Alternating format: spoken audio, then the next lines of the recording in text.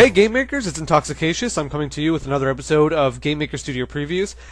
Today's episode I want to look at a game called Step, which is in the Yo-Yo Games showcase. That's where I came about it. So it's not like I went digging somewhere on the internet in the bowels to find it. It was right on Yo-Yo Games website. So doesn't make it any less cool or interesting or fun or whatever.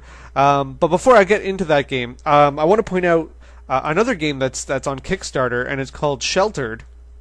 So I got it here by Unicube. They're actually really close to their goal. They need looks like £15,000, and they've got just over 12,000 at the time of this. So yeah, check out their video if you're interested. Back it. It's a post-apocalyptic survival game. So you and your family try to survive in your fallout shelter after post-apocalyptic. So you need food, water, everything, and radiation sickness is a problem, and cannibalism is a problem, and okay, so it's very interesting to me. So if you think it's interesting, yeah, watch the video, and if you like it, back it on Kickstarter, or just don't if you're not interested. It's not a big deal. They look like they're doing really well here. I'm very even-keeled that way. But yeah, check that out. So anyway, Step is a very interesting atmospheric game.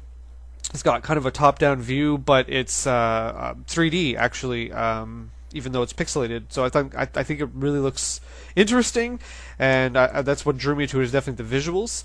And it's by what looks like possibly an independent company called Takori from Melbourne, Australia. It looks like. So anyway, I don't know. You play some cat creature. It's very like. I didn't get it, I'll be honest, but I enjoyed it, and it makes you think, maybe, about what the message is. So I'll hop in, and maybe you will be able to see, determine what the message is, or play it yourself. Maybe I won't show all of it, because I don't want to spoil it. But anyway, let's hop into Step. Okay, so this is Step. It just showed the intro and the controls and everything. They fade away, but I'll tell you anyway. It's WASD to move your character around, so you move up, down, left, and right relative to the camera. The mouse will rotate the camera. It's very swift, very sensitive, and I don't think there's a way to change that. So I hope you're really good with your wrist and can make minute movements. So you start off in this Egyptian-looking, I don't really know, some sort of region, and you're this kind of cat character, and you talk to the other cats. So yeah, you talk to these 4 other cats, and when you do, you use the left click for that. They'll walk out here and draw a map for you. And this is really cool, I like this effect. So this guy is looking for this piece of data, which is what looks like a classic, probably 3.5 floppy. So if you hover, see that? You stand over top of it, it shows you where the treasure is, where you have to go. So I thought that was really interesting. Yeah. So there are 4 of them. Let's go for this one first. So if you head right where the arrow's telling you, hopefully, this is a very vast desert that can get confusing at times, but hopefully if you head in the one direction, you'll get there. A lot of weird stuff happens if you don't go exactly like, okay, look at that. I walked in one direction and ended up going back the same direction. This desert is not your friend. Okay, so there's this cat, and he'll lead me out to this corner and draw a map for me, which is telling me to go to this one.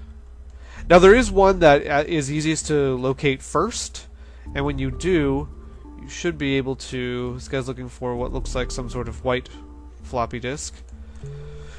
I like the use of color. It sticks to a very nice monochromatic scale. This one's a nice hidden one. From what I remember, this is not the first one. I got that later in the game. He's also looking for some sort of white floppy disk. So wouldn't you know, it's probably this guy who is the best, which is the best quest to fulfill first. So, let's see. I think this may be the one to get first. Let me see what color it is. I don't know. I don't remember. So let's walk straight in this direction. One of them does lead you... oh, wait, what the hell? For a while there, I didn't have footsteps. Okay, but it looks like I did. I like these rocks. I don't know. There's something about the rocks and see like the 3D pixelated. It looks really good. I really, really think it looks amazing.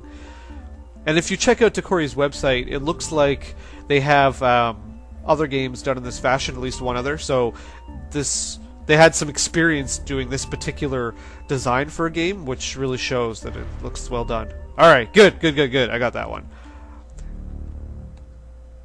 There, okay, so now there's the compass. So that'll appear at the bottom right of my screen. Now, I don't really know exactly how to use the compass. When I played this last, it always seemed to be that the dark end, if I go towards the dark end, I don't know if you see what I mean, as long as I'm heading the same direction as the dark portion of the compass, I'm heading back to the main. See, it flipped there. Oh, it's zooming out. Look at this. And shaking. Oh, no. I don't know what's going on. Okay. There are a lot of mysteries to this desert. But it seemed that if I head toward the dark point of the compass, I would head back, maybe to the home base. Yeah, see, to the home base. Okay, and then once you have one of the floppy disks, you can talk to the guy again, or thrust forward, and this weird, like, glitch fire thing happens, which is really cool to look at. And then you want to, now that I have the compass, the yellow portion of it points to the next item. So like this guy's item is this way. That's what it's going to look like when I get there. But if I follow, so if you keep your eye on that compass, as I walk straight, if you remember last time, this flipped me back around. See that? That's what happened last time. And that's how I ended up coming back here. So, this time if I keep heading, if I bear toward the yellow section of the compass, and then make sure I still follow it, bam! Somewhere new. This is why I mentioned the Egyptian look. Other than being a desert, there's like onks. And there we go. Got the next one. Now, there are, from what I can see, the game is short and simple. It's donationware, which I didn't mention. So, it's free. But I heavily suggest, if you enjoy the game, to donate to Takori. Oh, cool. I didn't mean to get here. This is really interesting. Where am I trying to go? Follow the dark portion of the compass, maybe?